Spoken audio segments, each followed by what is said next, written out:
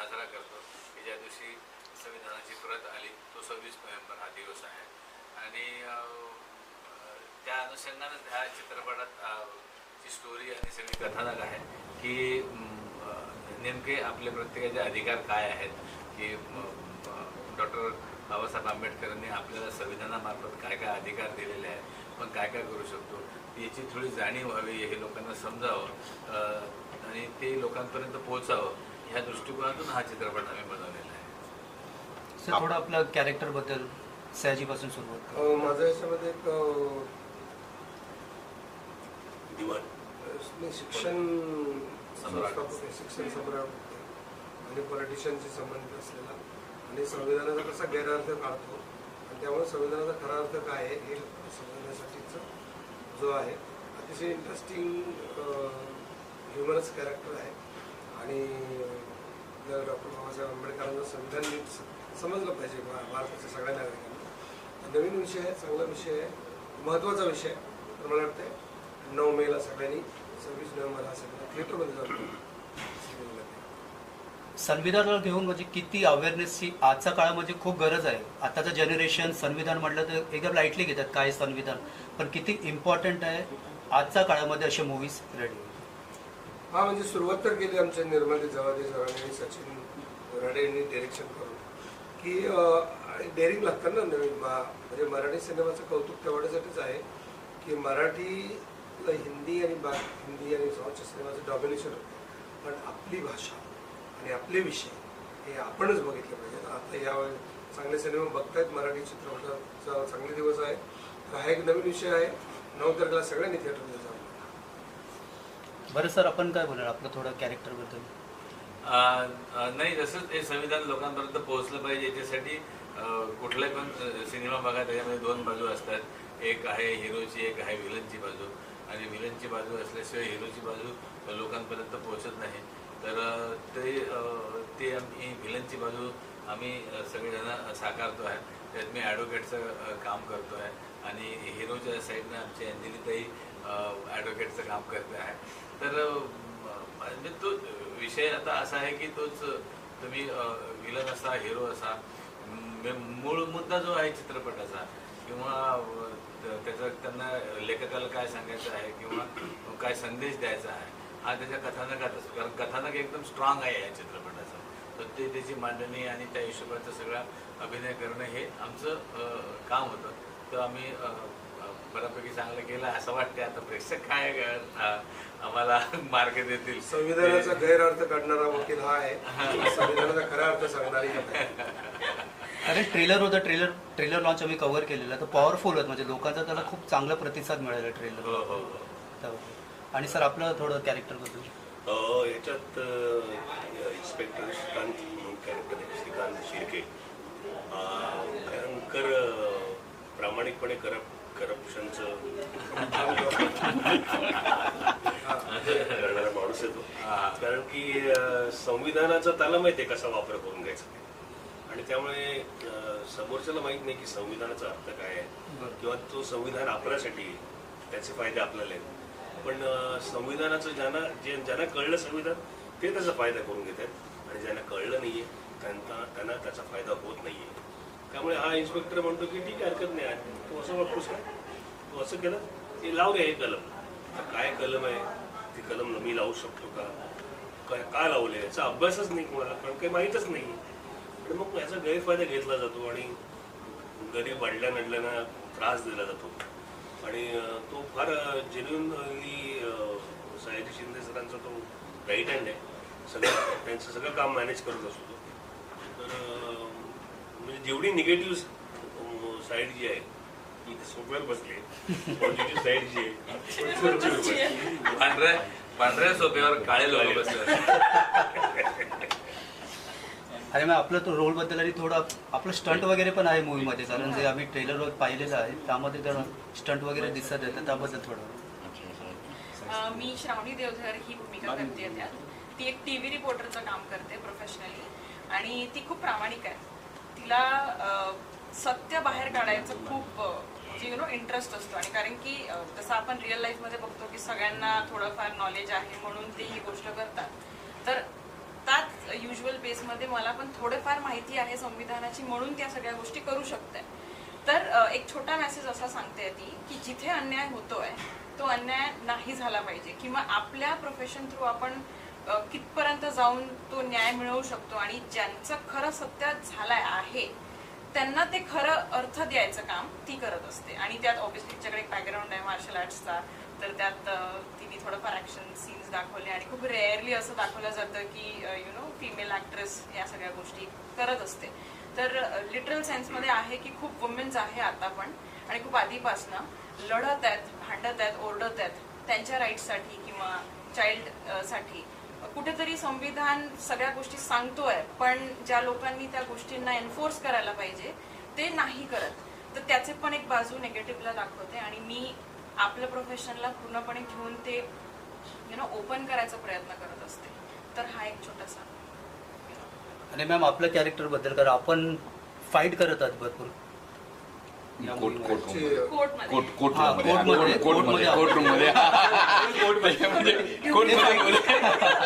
कसं फायटिंग आहे कोर्टमध्ये आपण जर फाईट. आणि मला सांगितलं. नमस्कार, मी अंजली उजवणे. यात मी वकील जाधव, ॲडव्होकेट जाधव ही भूमिका करते. पॉझिटिव्ह भूमिका आहे ती. हिरो हिरोईनच्या बाजूने लढते. म्हणजे एका गरीब लोक आहेत एका गावातले, एका ह्याच्यामधले, त्यांच्यासाठी त्या राईट्ससाठी यांनी त्यांच्यावर खूप अत्याचार केलेले आहेत तिघांनी मिळून.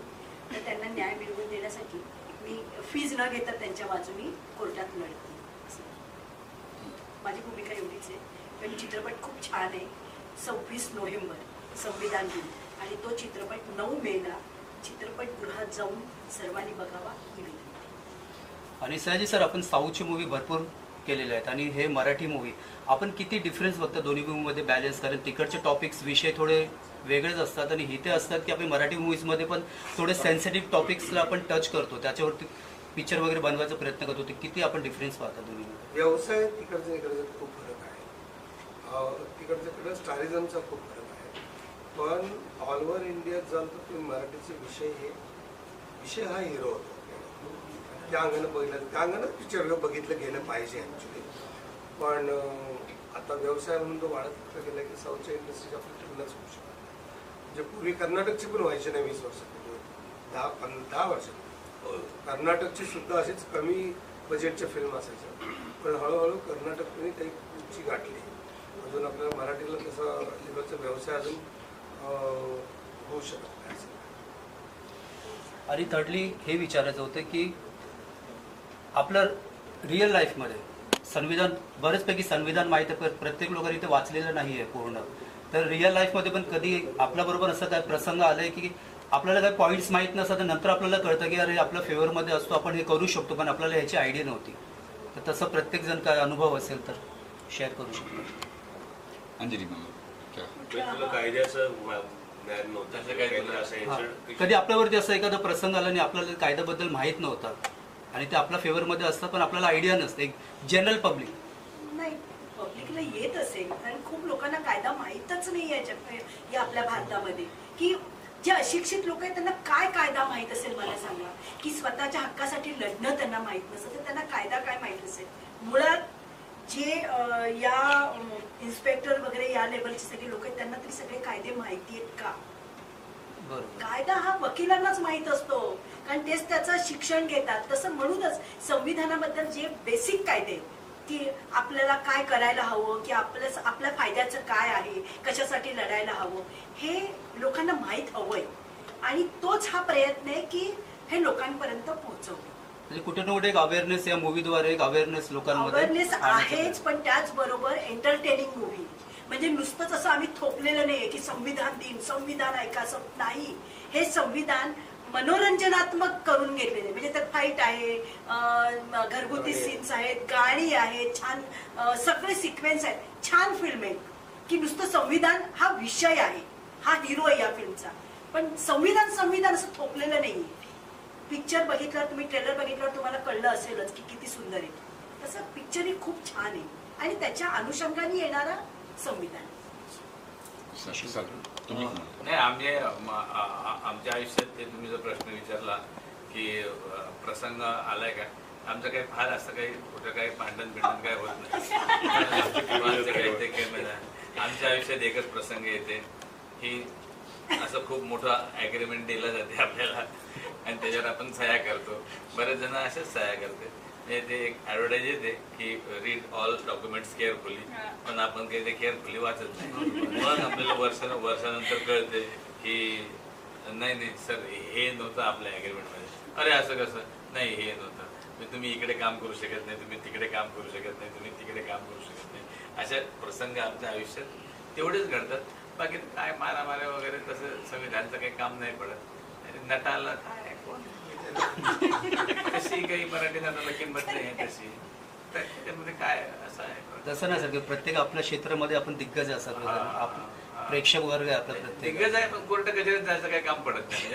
म्हणजे असं पडू पण नाही. संविधानाचा वापर करायची तशी गरज, पण आपल्याला हे माहीत असलं पाहिजे की जर आपल्याला काही राईट्स दिले, अधिकार आहे, पण आपण पण स्वतः चांगलं असायला लागतं. संविधान चांगलं करायचं असेल, समजून घ्यायचं असेल. नाही ते आपल्याला आळस खूप आहे ना. आता आपल्याकडे ते 52-54 पानाचं ते अग्रीमेंट दिलं जाते. तर ते कुठं वाचतो आपण पूर्ण? आपण म्हणजे मी तरी वाचत नाही बा. कुठं कुठं सह्या करायच्या असं आहे ते लपाछपी. याचं काय घेऊन नको खाजगी विषय नाही, पण याला जर बघितलं जाईल ना तर छोटे छोटे पार्ट्स असतात. स्वतःच्या लाईफ मध्येच थोडंसं बघायचं की घरात त्या गोष्टी तुम्हाला ज्या हव्यात ते भेटतात आहे का, कॉलेजमध्ये भेटतात आहे का, ऍज अ स्टुडंट भेटताय का, जॉब मध्ये काम करते तिथे भेटताय का. तर तिथे जेव्हा आपण अवेअर राहू तर कळलं. आता मी जॉब केलाय तर मला तिथे एक डिफरन्स असा दिसला की मी जो जॉब करते सेम माझ्या बाजूला एक मुलगा जॉब करतोय. तर त्याला 45,000 आहे, 15% सरप्लस, आणि मला टॅक्स वगैरे कट करून थोडं भेटतोय.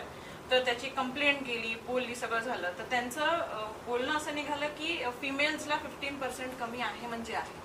त्याकरता मी संविधान हातात घेतला, वाचून काढलं. त्याच्यात कळालं की असं काहीच नाही, इक्वल पे आहे, पण तो एनफोर्स नाही करत आहे. कॉलेजमध्ये पण असे डॉक्युमेंट्सचा प्रॉब्लेम, मग तिथे पैसा काढून घेण्याकरता उगीचा डॉक्युमेंट्स बोलून घेणे, मग खूप मोठा लाईन तयार करणे. का? कारण की तुम्ही या स्पेसिफिक कास्टचे आहात, तुम्ही तेवढा परफॉर्म नाही केलं तर हे पर्सनल ग्रजेस निघतात. आणि मग ऍज अ फिमेल पण खूप गोष्टी आम्हाला कमी भेटतात. तर ते पण आता स्टुडंट लाईफ आणि जॉब लाईफ मध्ये बघितलंय. हा, तर तो एक बॅकग्राऊंड असल्यामुळे मला कळत आहे. पण नसतात तर मग एज्युकेशन मध्ये संविधान हा विषय इन्व्हॉल्वच नाही आहे. जेव्हा आपण एक्सपिरियन्स करतो तेव्हा लक्षात येते की ओके, आपल्यासाठी काहीतरी आहे, तो आपल्याला वाचावं लागेल. आणि तो प्रकारचा जर फ्रीडम पाहिजे. आता जसं खूप लोक म्हणत आहे की युवा पिढीला संविधान बद्दल नाही माहिती आहे, हा खूप मोठा फॉल्स बिलीफ आहे सगळ्यांचा. जर तुम्ही खरंच युवा पिढीला घेऊन बसाल आणि त्यांना विचाराल तर ते एक एक गोष्ट सांगतील, कारण की ते बघतात आहे. टिकटॉकर्स त्यांचं वेगळं आहे, इन्फ्लुएन्सर्स पण कंप्लेंट करतील, तुम्हाला पण कंप्लेंट्स आहेत की का आम्ही एवढं मेहनत केल्यानंतर मिळत नाहीये. तर का जो फेमस आहे त्यालाच घेत आहेत, ज्याचं नाव आहे त्यालाच मिळत आहे, न्यू पर्सनला का नाही? कारण की संविधानात लिहिलं एव्हरी इंडिव्हिज्युअल इज इक्वल, त्यांना जे पाहिजे ते करू शकतात.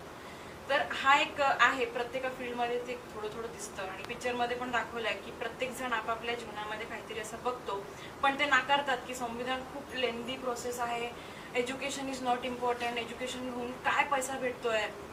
आणि हे जे मागासले वर्ग जे लोक आहेत त्यांना तर खूप असं बिलीफ बसलाय की एज्युकेशन घेऊन काय होणार नाही, एज्युकेशन घ्यायला पैसा द्यावा लागतो आणि ते पूर्ण करायला पण पैसा खूप लागतो, पैसा आणायचा कुठून? मग ते लहान लेकरांना कामाला पाठवतात. तर हे छोटे छोटे इन्सिडेंट्स आपल्याला प्रत्येक दिवस दिसतात. भिकारी म्हणा, व्हेजिटेबल वेंडर म्हणा. तर हे असे एक्सपिरियन्स जर आपण थोडेफार अवेअर असलो की खरंच संविधान आपल्याला काय सांगतोय, तर दिवसामध्येच बघा तुम्हाला 5-6 अशा वस्तू दिसतील की ज्याचा डाऊट येतो की हा, याच्याबद्दल थोडंसं वाचायला पाहिजे. हा पर्सनल एक्सपिरियन्स असतो. तर मूवीमध्ये पण काही लोकांचे पर्सनल एक्सपिरियन्सेस मिळून खूप सुंदर एंटरटेनिंग पिक्चर तयार करायचा प्रयत्न केलाय. आणि हा, एक छोटासा डिफरन्स सांगते. मी फाईट केलाय तर त्याबद्दल खूप जोक्स होतात ऑब्व्हियसली, की फिमेल करत आहे, तुझ्यामध्ये तेवढं खरंच आहे का, फिजिकल ऍक्टिव्हिटी तुमची असते का. तर हा पण एक आहे, यू कॅन नॉट जज anyone, you don't know what is happening. तर जसं तुम्हाला वाटतं तसं पुढच्या पण व्यक्तीला वाटतं ना की तू मेरे को जज मत करो. दॅट काइंड ऑफ फिलिंग, तर ते कॉन्स्टिट्यूशन मध्ये तुम्हाला कळेल. तर थोडं आपल्याला जसं गरज पडते तेवढंच वाचा, पूर्ण वाचायची गरज नाही. What ever you experience, go for it. आमचा पण एक पर्सनल अनुभव असा आहे. लहानपणी आमच्या वडिलांना लय मारलं होतं 7व्या वर्गात, लय बेकार मारलं होतं. मी त्यांना म्हटलं की मी पोलीस स्टेशनमध्ये कंप्लेंट करेन. कारण 4-5 दिवस आधी शाळेत कोणतरी सांगितलं होतं का परदेशात बापानं मारलं तरी पोलिसात कंप्लेंट करू शकतो. आणि जसं मी बापाला म्हटलं की मी पोलिसात कंप्लेंट करेल, माझ्या बापानं डबल मारला म्हणून मग ते मुद्दा राहिला. म्हणजे आमचा अधिकार राहूनच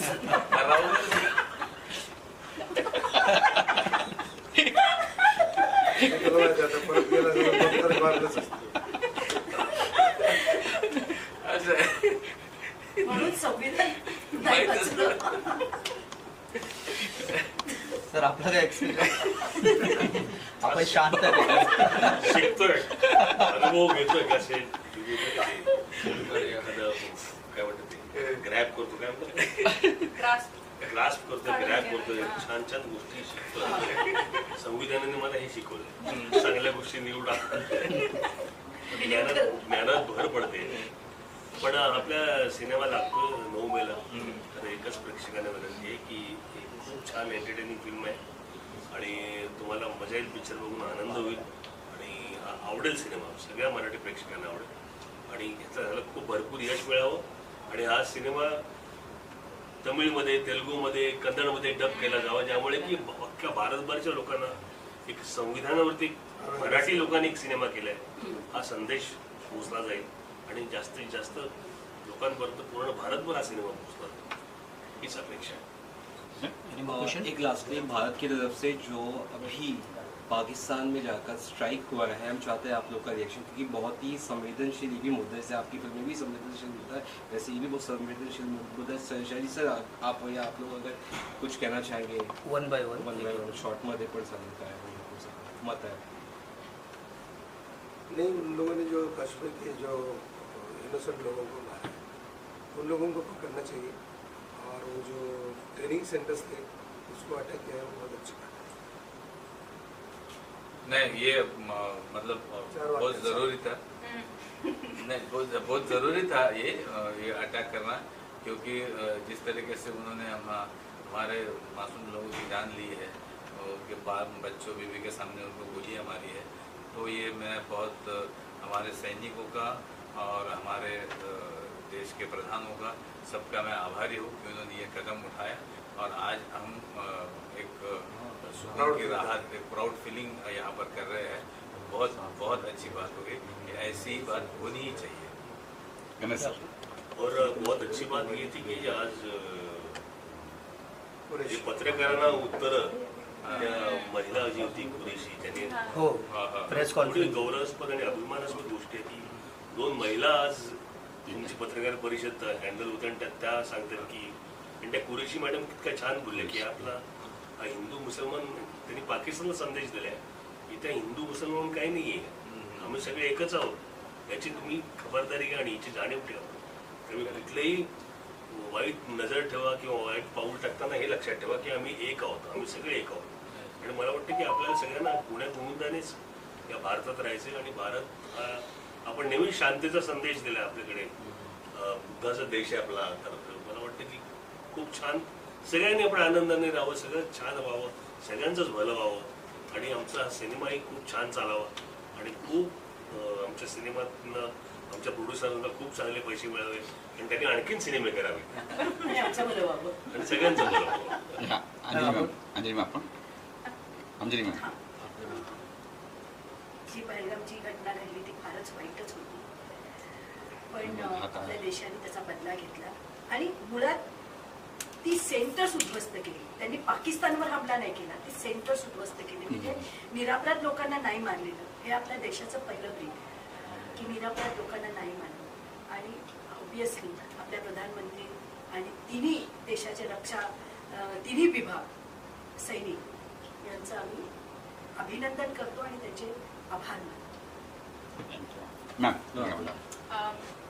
हिंदी मराठी हिंदी पण चालेल. चालेल. हिब्रूमध्ये त्यांनी हिंदीत विचारलं. हिब्रूमध्ये घ्यायचं. तू इंग्लिशमध्ये बोल. मिक्स बोला आपण.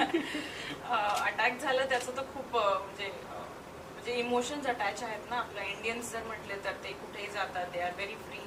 पण असं काहीतरी घडतं तर India is always a unite nation at that time. कितीही डिफरन्सेस आमच्यामध्ये असले तरी जेव्हा एका इंडियनला हर्ट होतं तर ते युनिटी बाहेर निघते. आणि ती जेव्हा निघाली तर जे लोकांनी बघितल्या त्या गोष्टी, त्यांचे इंटरव्ह्यूज बघितले, त्यांचे शब्द ऐकले, तर खरंच खूप लागली ती गोष्ट की इनोसेंटला जर आपण ॲज अ ह्युमन न बघता ॲज अ एक टॉय ज्यामध्ये आपण खूप मोठा काहीतरी अटॅक सारखं दाखवायचं आणि एक वेगळा इम्पॅक्ट पाडायचा, तर ते जे इंटेन्शन्स आहेत ते आपण रागाने घेतो, पण इतका प्रोग्रेसिव्ह अटॅक करतो आपण की लिटरली 3-4 लोक न येता लिटरली सेंटरच फिनिश. तर तुमची हिंमत नाही होणार कधी की असं तुम्ही पुढे कधी कराल. तर हा एक सुंदरसा युनिटीमध्ये एक छान डिसिजन घेणं आणि या गोष्टीला पूर्णपणे पार पाडणं, त्यासाठी I am very grateful to prime minister and all the authorities ज्यांनी सगळ्यांनी सोबत मिळून ह्या गोष्टीचा खूप छान केअर घेतली आहे. आणि I am very grateful to be able to say की आम्ही इंडियात अशा युनिटीमध्ये राहतो आणि या गोष्टींचा कुठेतरी एक फायनल कन्क्लुजन निघतो. Thank you madam. थँक्यू. 9 मेला पिक्चर नक्की नक्की बघा. बघा. विसरू नका. आई माई अक्का विचार करा पक्का. Please no Netflix, no Prime, थिएटरमध्ये जाऊन बघा. You will enjoy this movie. या. थँक्यू. 26 नोव्हेंबर 10 मेला रिलीज होतं. 9 मेला रिलीज होतं. म्हणजे हा टॉपिक का निवडला being a producer, being a director, आणि काय स्टोरी लाईन आहे? का असं वाटलं की ह्या टॉपिकवरती आपल्याला काम करणं नेसेसरी होतं? विषय जरा हा गंभीर आहे आणि बेसिकली याचा टायटलही आपण बघितलं की 26 नोव्हेंबर आम्ही हे टायटल घेतलेलं आहे आणि तो आपला भारतीय संविधान दिन आहे. पण ज्या पद्धतीनं आता आपण बघतो की आम्ही स्वतः गावखेड्यांमध्ये आमची राहण आहे, आमची शेती गावखेड्यांकडे आहे, आम्ही इकडे वावरत असतो. तर बऱ्याच लोकांना 26 नोव्हेंबर हा दिवसच माहिती नाही. लोकांना 15 ऑगस्ट कळतं की बाबा सकाळी आंघोळ बिंघोळ करून जायचं असतं, प्रार्थना विर्थना करायचं असतं, झेंडा सलामी द्यायची असते. ह्या सगळ्या गोष्टी 15 ऑगस्ट आणि 26 जानेवारीलाच आपल्याला पाहायला मिळतात. मग त्या दिवशी 2 दिवसाबद्दल ते सगळं वातावरण निर्मिती सुरू होऊन जाते, देशभक्तीचे गीतं, हे सगळ्या गोष्टी. पण हे 2 दिवस जेवढे महत्त्वाचे आहेत, तर त्याच पद्धतीनं 26 नोव्हेंबर या दिवशी बाबासाहेबांनी संविधान संसदेला सुपूर्द केलं आणि ते आपल्या लोकांनी स्वतःला अर्पण करून घेतलं आपण. तर हा दिवस म्हणजे आधी जर तुम्ही इथून 2000-4000 वर्ष अगोदरची जर सिच्युएशन बघा, तर लोकांना साधं कोणाच्या समोरून जायचा अधिकार नव्हता, तोंडवर करून बोलायचा अधिकार नव्हता, बोलताना तोंडाच्या समोर हात ठेवावा लागायचा, किंवा खानपानाचं सुद्धा लोकांमध्ये जो एक गुलामी एक प्रकारची जी होती, या सगळ्या गोष्टीचा विचार करून जे बाबासाहेबांनी संविधान आपल्याला दिलं, तर हा आपला सर्व भारतीयांसाठी तो मुक्तीचाच मार्ग आहे.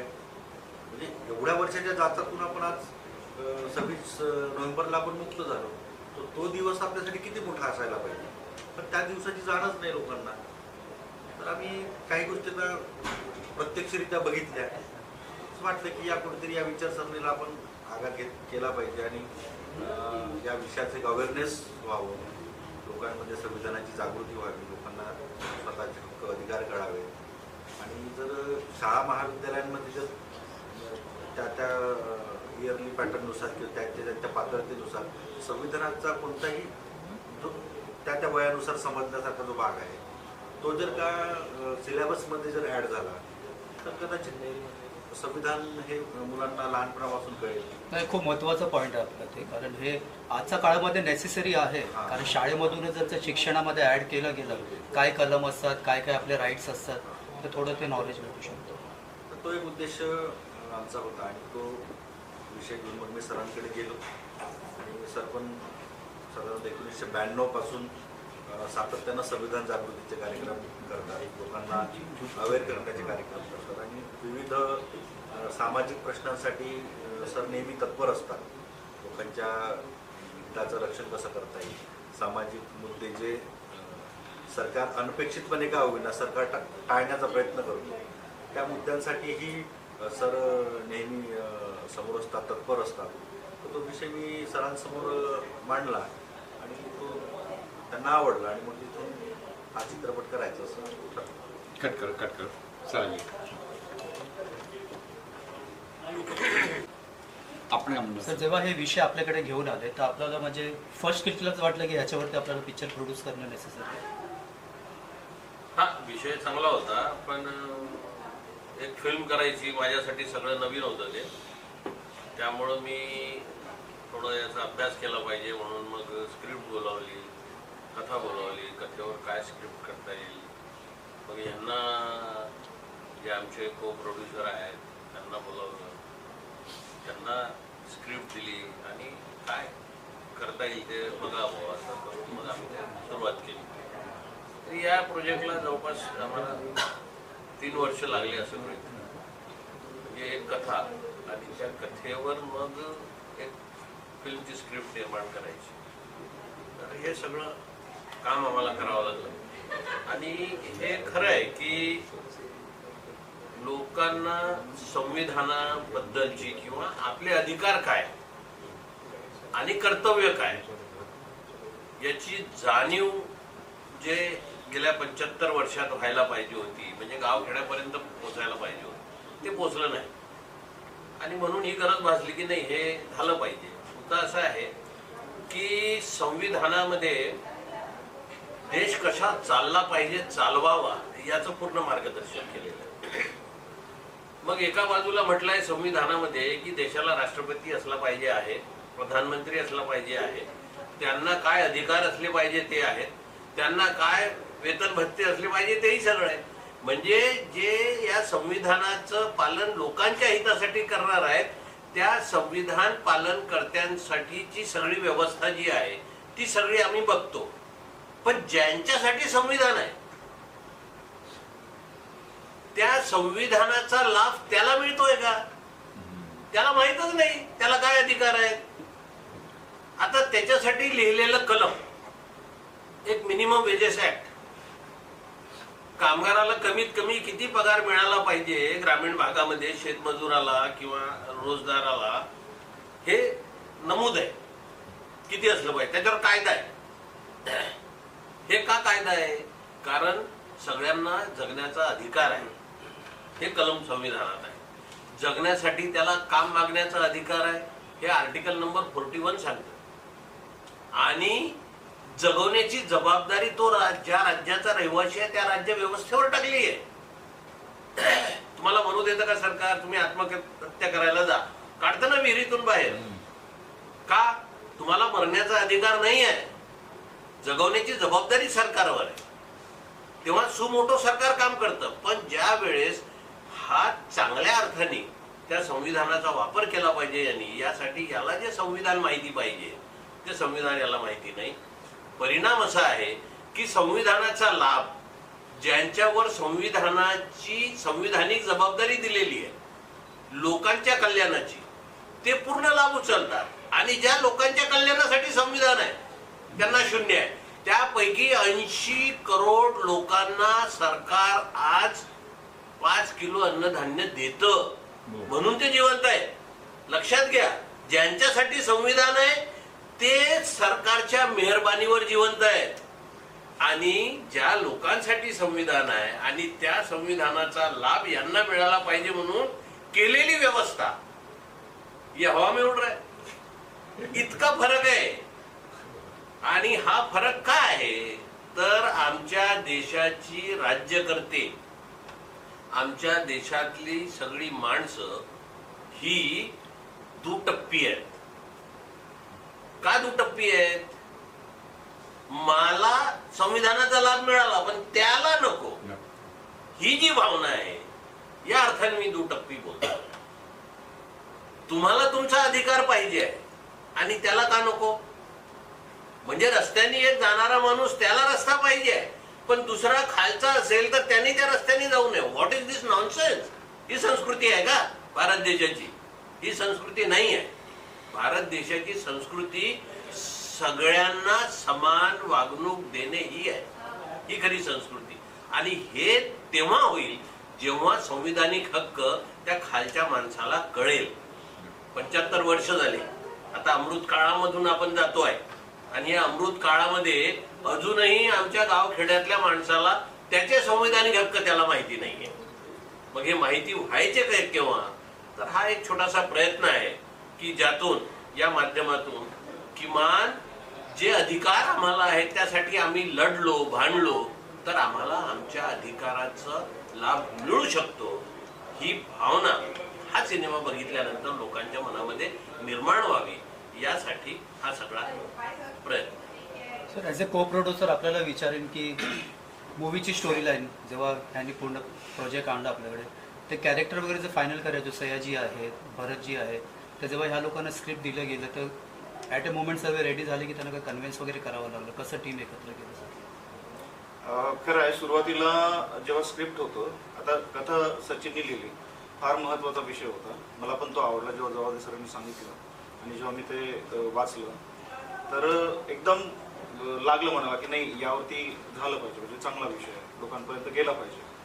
मग ते असते ना, कथा असते आणि त्याला सिनेमॅटिक म्हणजे संविधान खरं तर हा विषय आणि तो सिनेमॅटिक बनवणं, तर यासाठी आम्ही सगळ्यांनी खूप मेहनत केली. म्हणजे सर जसं म्हणतात की 3 वर्ष झाले, तर त्यावरती बसून ते अगदी सिनेमॅटिक केलं आणि त्यानंतर त्याचाच एक भाग म्हणजे कास्टिंग. मग कास्टिंग खरं तर अर्ध्या जास्त लोकांना तो आधीच बोलून ठेवला होता. मग यांच्याकडे जेव्हा गेलो आम्ही तर प्रत्येकांना खूप असं विनवावं लागलं नाही, कारण की विषयच तो असा आहे. पहिल्यांदा इंडस्ट्रीमध्ये कुठला सिनेमा या विषयावर येतो, म्हणजे अख्खा पूर्ण सिनेमा, कुठेतरी एखादी सीन किंवा एखादी डायलॉग आपण बघितला असेल बरोबर, पण अख्खा सिनेमा या विषयावर येतो हे पहिल्यांदा होत आहे आपल्या देशामध्ये. तर सगळ्यांना वाटलं की नाही नया आहे तो, त्यांना विनवणी अशी खूप करावी लागली असं अशातला भाग नाहीये, पण अगदी सोप्या पद्धतीनं चांगल्या पद्धतीने सगळ्यांनी होकार दिला आणि शेवटी पैसे तर सगळेच घेतात, पण चांगलं सहकार्य सगळ्यांनी केलं, त्रास गेला नाही. कारण ट्रेलर बघितलं आणि जेव्हा आपलं ट्रेलर लॉन्च वगैरे पण झालं तर आपली अख्खी टीम आणि पूर्ण आपलं ट्रेलर लॉन्चला आले, क्लिक होत नाही मला पटकन, महेश कोठारे जे आले त्यांनी पण तेव्हा मूवी बद्दल खूप त्यांनी तारीफ केलेली, त्यांची बाईट वगैरे तेव्हा दिलेली. तो ओव्हरऑल आता तुम्ही आपण सर्व म्हणजे प्रेक्षकांना काय बोलू इच्छिता, मूवी रिलीज होणार आहे तर प्रेक्षकांना काय आपलं म्हणणं? मी हेच सांगेल, आता सरांनी जसं सांगितलं, सचिनने जसं सांगितलं, कसं आहे या देशामध्ये आपण जी दरी बघतो, म्हणजे इतक्या वर्षामध्ये श्रीमंत खूप श्रीमंत झाला, गरीब खूप गरीब होत चाललाय. म्हणजे जसं सरांनी 5 किलो धान्याचं उदाहरण दिलं, म्हणजे आजही जर 5 किलो धान्यावर आपण अवलंबून आहोत तर ते म्हणजे काहीच आपलं बेनिफिट काहीच नाही ना 75 वर्षामध्ये संविधानाचं. तर ही जी दरी आहे ना, ही दरी आता मी समजा खूप गरीब आहे किंवा मी अशिक्षित आहे, मी झोपडीमध्ये राहतो, मी हीन दर्जाचं जीवन जगतो, तर याच्यात माझी गलती नाहीये, म्हणजे याच्यात माझी चूक नाहीये. एक उदाहरण घ्या की मी जर खूप गरीब आहे, गलिच्छ आहे, अशिक्षित आहे किंवा एक असतो ना रस्त्यावरती झोपणारा माणूस, मी जर तसा आहे तर ही माझी चूक नाहीये, ही खरं तर या देशाच्या प्रशासनाची आणि शासनाची चूक आहे. कारण की संविधानाने प्रत्येक माणसाला समान अधिकार हक्क दिले आहेत, पण ते कुणावरती अवलंबून आहे, ते राबवणाऱ्यावरती अवलंबून आहे. जर मला ती संधी मिळाली असती, मला चांगलं शिक्षण मिळालं असतं, शासनाची जबाबदारी आहे ना ते, प्रत्येक माणसाला चांगलं शिक्षण, चांगलं जीवन, चांगलं राहणं, चांगलं खाणं, प्रत्येकाची आर्थिक संपन्नता, ही जबाबदारी कुणाची आहे? ही प्रशासनाची आणि शासनाची जबाबदारी, बरोबर. जर मला त्या सोयी मिळाल्या असत्या तर आज मी शिकलो असतो, मी नोकरीला लागलो असतो, मी चांगलं जीवन जगलो असतो, बरोबर ना. जसं आपल्या एका कुटुंबामध्ये एखादी चांगला मुलगा निघाला, संस्कारी मुलगा निघाला, तर काय म्हणतात की यांचा मुलगा आहे, बरोबर ना. आणि एखादी वाईट मुलगा निघाला तर काय म्हणतात, नावं शेवटी परिवारालाच असतात ना की काय संस्कार यांचे. तसंच ही जबाबदारी जी आहे ना परिवाराच्या मुख्यावर असते, प्रमुखावर असते. तर हे जे राबवणारे लोक आहेत ना, हे आतापर्यंत चांगले नाही, त्यांनी मनातून राबवलं नाही, म्हणून ही दरी आपल्याला दिसते. आणि ती दरी जी आहे त्याची जाणीव लोकांना व्हावी, सर्वसामान्य लोकांना व्हावी, प्रत्येक नागरिकाला व्हावी, यासाठी हा केलेला आमचा छोटासा प्रयत्न आहे. कुठे ना कुठे एक जागरूकता निर्माण करण्यासाठी हे मूवी आपण तयार केलेलं आहे, एक एंटरटेनमेंट वे, बरोबर.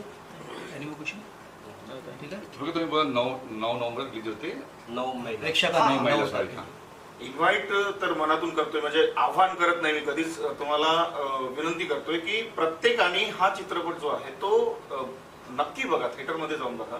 कारण की आपण खूप मोठ्या मोठ्या सिनेमांना खूप मोठं केलं, तर या सिनेमाला पण मोठं करा. कारण की हा तुमच्या हक्काची, तुमच्या अधिकाराची बात करते, तुमच्या मानवतेची बात करते. तर तुम्ही या सिनेमाला मोठं केलं पाहिजे विनंती आहे की 9 मेला हा चित्रपट सर्वत्र प्रदर्शित होतोय, तर तुम्ही परिवारानिशी, कारण की शुद्ध सिनेमा आहे, एकदम शुद्ध सिनेमा, यामध्ये तुम्हाला सगळं मिळेल. म्हणजे एंटरटेनमेंटसाठी ज्या गोष्टी लागतात त्या सगळ्या यामध्ये आहेत. आणि तुम्ही लहान मुलांपासून तर मोठ्यांपर्यंत सगळे बसून पाहू शकता, पारिवारिक जाऊन पाहू शकता. म्हणून विनंती करतो परत की 9 मेला सगळे थिएटरमध्ये जावं आणि हा चित्रपट बघा, या चित्रपटाला मोठं करा तुमच्या स्वतःच्या अधिकारासाठी. आणि परत जे या देशामध्ये जे मुलं सध्याच्या स्थितीमध्ये MPSC UPSCचे जे स्टडी करणारे स्पर्धा परीक्षांचे आणि ज्यांना भविष्यात जे प्रशासनात येणारे अधिकारी होणारे आहेत, अशांनी तर तो चित्रपट आवर्जून बघावा की त्यांना कळेल की एक प्रामाणिक अधिकारी म्हणून आपल्याला कसं काम करता येईल, जनतेच्या समोर आपल्याला कसं प्रेझेंट व्हायचं आहे आणि लोकांच्या हिताचं रक्षण करण्यासाठी एक अधिकारी काय करू शकतो. कुठल्या प्रोटोकॉलमध्ये राहून किंवा त्या प्रोटोकॉलच्या पलीकडे जाऊन जर एखाद्या मानवतावादी गोष्टीचं जर आपल्याला पालन करायचं आहे किंवा एखाद्याचं रक्षण करायचं आहे, तर प्रोटोकॉल तोडून पण आपल्याला चांगलं काम करता येतं. हे जर आताच्या जो यूथ आहे, ज्यांना IAS IPS PSI काय जे होणारे अधिकारी मुलं आहेत, यांनी तर हा सिनेमा एकदा नक्की बघावा. आणि 9 मेला हा संपूर्ण महाराष्ट्रामध्ये प्रदर्शित होतोय, तर सगळ्यांना मी एवढंच आवाहन करेल की कौटुंबिक आहे, छोट्या मुलांना पण दाखवा की ज्यांना भविष्यात अधिकारी व्हायचं आहे. म्हणजे कुठंतरी एक छोटंसं बीज का होईना त्याच्या मनामध्ये आपल्या पालकांना टाकता येईल. आणि आम्हा सर्वांचा तोच प्रयत्न आहे की आमच्या माध्यमातून 2% 1% का होईना जर अवेअरनेस आलं तर आम्ही कुठंतरी या संविधान रक्षणाच्या म्हणा किंवा संविधान जपण्याच्या ज्यात की आम्ही पुष्प वाहिलं असं होईल. तर 9 मेला तुम्ही थिएटरमध्ये जाऊन हा सिनेमा नक्की बघावा की आपणास 26 नोव्हेंबर. Thank you thank you sir.